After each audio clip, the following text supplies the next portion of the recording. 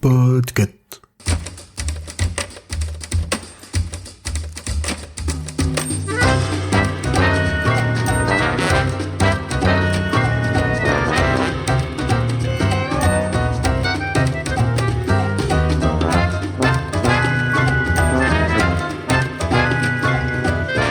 Bonjour, bienvenue dans ce chapitre. Nous allons parler, comme le veut le protocole, de livres que l'on vous recommande chaudement.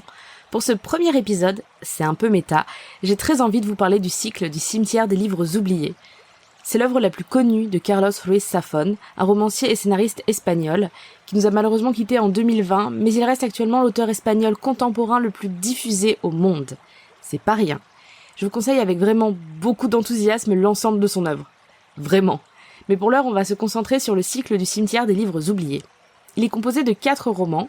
L'ombre du vent, tout d'abord, le plus populaire, initialement publié en 2001 et arrivé en France en 2004, puis Le jeu de l'ange, paru chez nous en 2009, Le prisonnier du ciel, édité chez nous en 2012, et enfin, Le labyrinthe des esprits, que l'on a pu découvrir en 2018.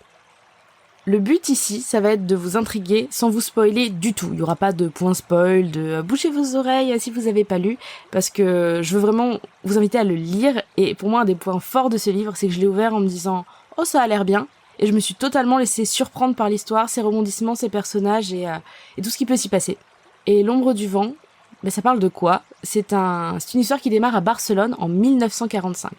Donc on est en pleine dictature franquiste, après la Deuxième Guerre mondiale, et on découvre Daniel Sempere qui vit avec son père qui est libraire. Lors de cet été 1945, alors que Daniel n'a encore que 10 ans, son père l'emmène au cimetière des livres oubliés. Il s'agit d'une bibliothèque secrète renfermant un nombre inestimable d'ouvrages, plus ou moins anciens, oubliés du public et qui sont conservés et protégés par une poignée de personnes. Vous voyez pourquoi je vous disais que c'était méta. Comme le veut la tradition, son père demande à Daniel, nouvel initié, de choisir un livre qui sera le sien et dont il devra prendre soin. Il choisit alors L'ombre du vent, de Julián Carax. Sa lecture du livre est incroyable, il est subjugué et ça l'intrigue, il veut lire le reste des publications de cet auteur. Et il fait chou blanc. En plus de ne pas trouver d'autres livres du bon monsieur Carax, il attire rapidement l'attention de gens plutôt bizarres, comme un certain monsieur Coubert qui veut lui racheter son livre pour le brûler. C'est trop bizarre parce que un livre, c'est un livre. Pourquoi le fait de posséder ce livre et de chercher à lire le reste des bouquins de l'auteur, ça attire l'attention? C'est ça qu'on va découvrir. Et sa quête de cet auteur oublié va l'amener à s'aventurer dans tous les recoins du Barcelone d'après-guerre pour découvrir au final bien plus que la bibliographie de Julián Carax. Et je m'arrêterai là pour le résumer parce que je veux vraiment pas vous en dire plus sur tous les protagonistes et antagonistes qu'il va y avoir. J'ai longtemps cru que L'ombre du vent était un roman en soi, mais fini. Que sa fin signait la fin de l'histoire de Daniel Sempere. Et quelle a été ma surprise quand, quelques années plus tard, en déambulant à la Fnac de Limoges, un de mes loisirs préférés, genre quand il pleut ou que tes potes sont en retard, il s'agissait d'une trilogie en 2012. Et en réalité, maintenant, c'est une tétralogie puisqu'il y a en fait un dernier tome qui est donc sorti en 2018. Et honnêtement, j'ai relu L'ombre du vent par curiosité, et effectivement, si on le lit seul, c'est toujours très bien. Ça se tient en soi. On peut s'arrêter sur cette fin.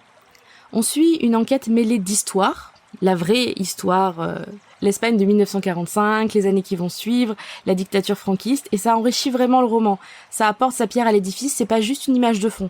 Ça participe vraiment à créer une ambiance, cette ambiance perpétuellement tendue, d'une Barcelone où tout le monde se regarde, où la vie des habitants est pas forcément facile. Et les descriptions de l'auteur nous immergent vraiment dans tout ça, dès le début. Et j'ai beaucoup aimé en fait aussi le concept carrément du cimetière des livres oubliés, ça parle vraiment à mon imaginaire, l'idée d'une bibliothèque secrète et immense où les initiés protègent des livres que pour certains, eux seuls ont pu lire et connaître, un peu comme une bibliothèque d'Alexandrie souterraine dans la Barcelone d'après-guerre. Moi je trouve ça génial comme idée. Et Daniel Sempere en plus, c'est un personnage attachant. On le découvre quand il a 10 ans, et je vais pas vous mentir, au fur et à mesure des tomes de ce cycle, il grandit. Et j'ai beaucoup aimé suivre son évolution, suivre sa vie, jalonnée par tous les événements liés à L'ombre du vent et à tout ce que ça va entraîner.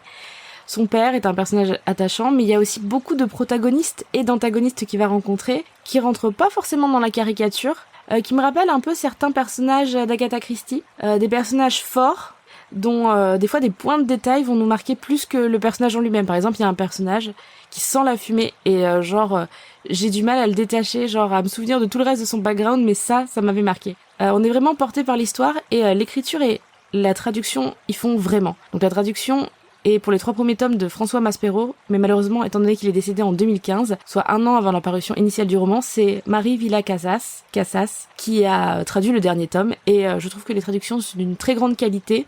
On est vraiment pris dans cette description. Je peux pas vous dire si l'écriture initiale est bien, parce que moi je suis pas très forte en espagnol, je l'ai lu en VF. Mais voilà.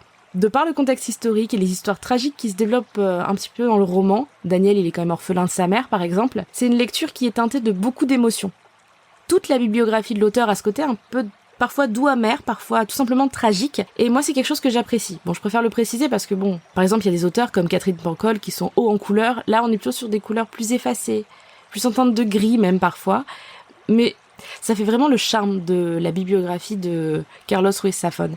Et c'est un peu dans cette ville triste, avec ses habitants un peu tristou, qui se passe une histoire un peu en souterrain, et j'avais vraiment aimé justement suivre ce mystère, qui des fois me rappelle aussi quand même quelques histoires de Fred Vargas ou Agatha Christie à certains passages. Après, si vous le lisez, dites-moi ce que vous en pensez, peut-être que vous serez pas d'accord. Je m'autorise un petit point Wikipédia quand même pour saluer le succès démentiel de cette œuvre, parce que L'Ombre du Vent, qui est le 4e roman de l'auteur, a été sélectionné dans les romans étrangers pour le prix Femina 2004. Il a aussi reçu des prix littéraires français, comme le prix des Amis du Scribe et le prix Michelet en 2005, et ainsi qu'au Québec, le prix des libraires du Québec 2005, catégorie roman hors Québec. Et le roman a été vendu à plus de 12 millions d'exemplaires dans 50 pays. En janvier 2010, le classement de plusieurs magazines dédiés à l'édition, dont Livre Hebdo en France et The Bookseller, en Angleterre, au Royaume-Uni, l'introduit à la 5e place des écrivains de fiction les plus vendus en Europe en 2009. Donc voilà, il rigole pas trop. L'Ombre du Vent, c'est vraiment un roman qui fait pas l'unanimité, je vais dire, mais qui quand même a marqué la littérature. Et c'est le livre, en tout cas espagnol, contemporain le plus connu. Le cycle du cimetière des livres oubliés est très facile à trouver en conséquence. Il existe en poche, il existe en dématérialisé, et il est également sur les catalogues de livres audio, notamment Audible. Les 4 tomes sont disponibles, ce qui est ironique parce que le cimetière des livres oubliés ne l'est pas du tout, et j'espère que cette petite chronique permettra qu'il continue son bout de chemin dans nos imaginaires à tous. Voilà, je vous invite à faire comme Daniel Sempere, attraper l'ombre du vent, bon, celle de Carlos Ruiz Zafón et pas de Julián Carax, et d'aller chercher le reste de son cycle et honnêtement le reste de sa biblio. Ce sera moins risqué que pour Daniel, et en plus on peut tout trouver chez son libraire.